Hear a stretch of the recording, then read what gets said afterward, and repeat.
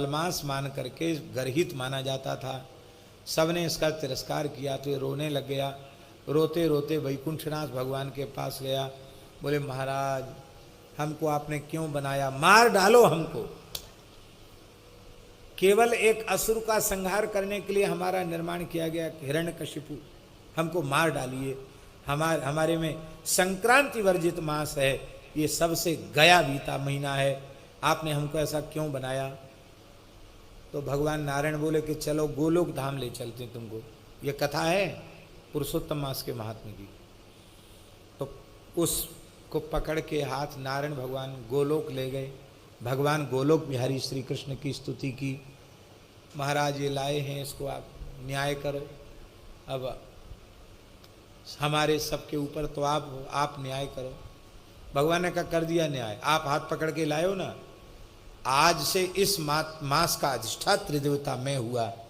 आज से जो इसे मलमास कहेगा उसके पुण्य नष्ट हो जाएंगे। आज से यह पुरुषोत्तम मास हुआ। सारे महीनों के अलग अलग ग्रह नक्षत्र अधिष्ठात्री देवता हैं, पर मैं इसका अधिष्ठाता देवता। इसमें किए गए सभी काम अक्षय पुण्यप्रद होंगे। सकाम करो चाहे निष्काम, सब अक्षय होंगे। पहला साधन भगवान और भगवान के प्राण प्यारे भक्तों के चरित्रों को अत्यंत श्रद्धा पूर्वक बारंबार सुनना चाहिए। दूसरा साधन कीर्तन करना चाहिए।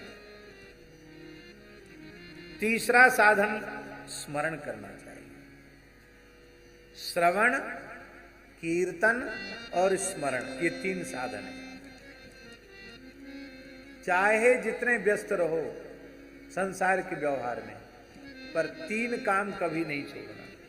श्रवण नहीं छोड़ना, कीर्तन नहीं छोड़ना, और चलते फिरते उठते बैठते सोते खाते पीते जगते स्मरण नहीं छोड़ना।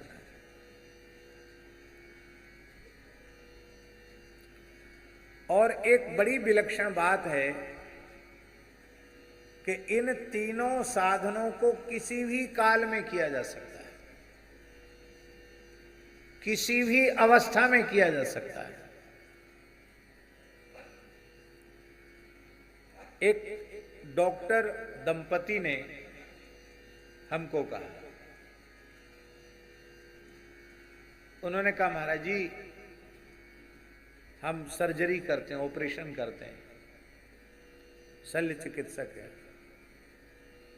तो बोले हम ऑपरेशन तो करते हैं और उस समय कान में कथा लगा लेते हैं।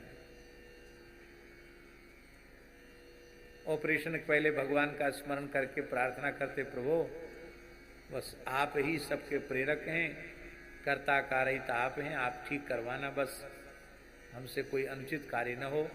भगवान से प्रार्थना करके और कान में कथा चलती रहती है और हमारा ऑपरेशन का ऑपरेशन हो जाता है। और इतना सुख मिलता कथा सुनने में कि हम कह नहीं सकते। ले साहब ऑपरेशन करते हुए कथा सुनी जा सकती, आप सोचो। मार्ग में आने जाने में हम लोगों का कितना समय नष्ट होता है। ट्रेन की यात्रा, बस की यात्रा, वाहन की यात्रा, और जब खाली होते हैं तो या तो मोबाइल चलाएंगे या राजनीति की चर्चा करेंगे या परनिंदा पर चर्चा करेंगे। और वो 5-7 घंटे का समय एकदम बर्बाद कर देते हैं, नष्ट कर देते हैं। अरे कुछ मत करो, तान दुपट्टा सो जाओ। भजन नहीं बनता है तो मत करो भजन, सो जाओ, कम से कम शरीर को तो विश्राम मिलेगा। कुछ नहीं करना, समय को नष्ट करना। समय बहुत मूल्यवान है। एक एक क्षण का उत्तम से उत्तम उपयोग करने का प्रयास हम लोगों को करना चाहिए। इस अंश में हम विज्ञान को बहुत धन्यवाद देते हैं कि आज विज्ञान के साधनों का उत्तम उपयोग करते हुए आप निरंतर श्रवण कीर्तन स्मरण कर सकते हैं। वो उपकरण आपके श्रवण कीर्तन स्मरण में सहायक बन सकते हैं, आप उनका उत्तम उपयोग करो। श्रवण का फल है कीर्तन। 3 घंटे 4 घंटे कथा सुनी, और फिर यहां से उठ के गए, फिर संसार की चर्चा शुरू कर दी। तो क्या सुना आपने? कुछ नहीं सुना। आपके भीतर जो भरा है वही भरा है, कथा तो बाहर से बाहर ही रहेगी, भीतर कथा घुसी नहीं।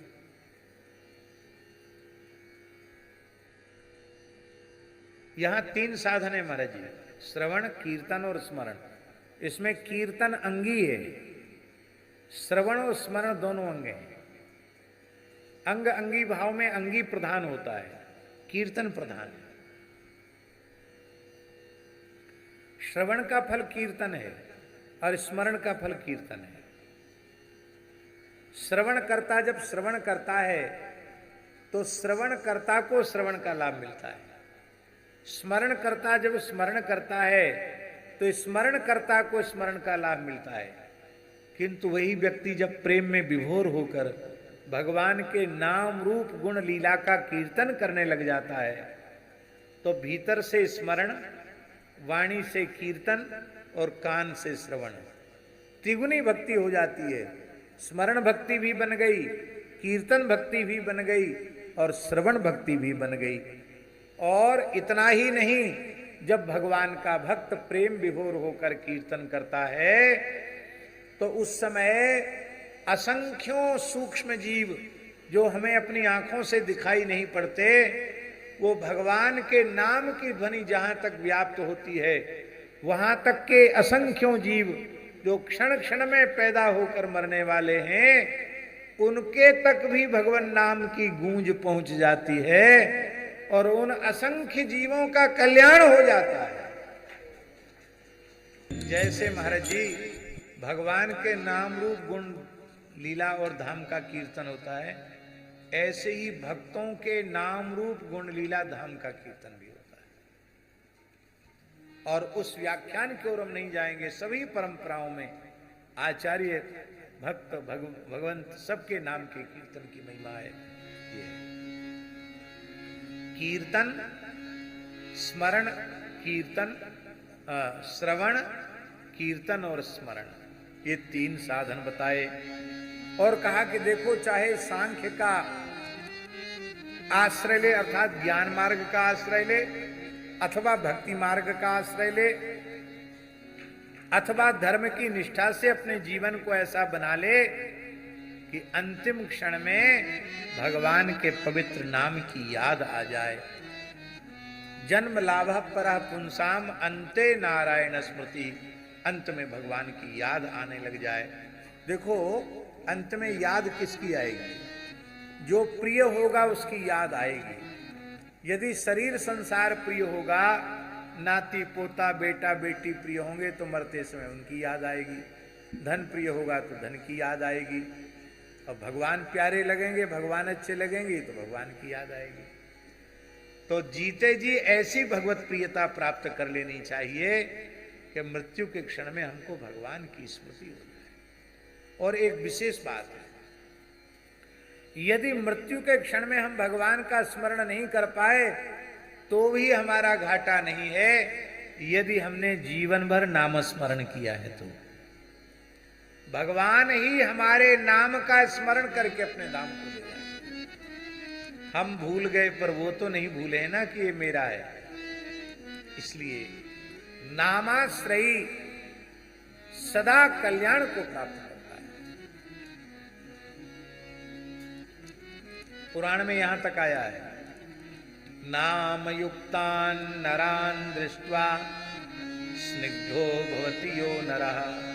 नाम जप में, नाम कीर्तन में जो लगे हुए हैं उनको देखकर जो प्रसन्न हो जाता है, सयाति परमम स्थानम, भगवान के नित्य धाम को प्राप्त करता है। और विष्णुना सह मोदते, भगवान के साथ आनंद का अनुभव करता है। और ये 3 साधन बताए और 3 के बाद फिर एक बताया, एतन निर्विद्यमानानाम इच्छताम अकुतो भयम योगिनाम नृप निर्णीतम हरेर्नामानुकीर्तनम।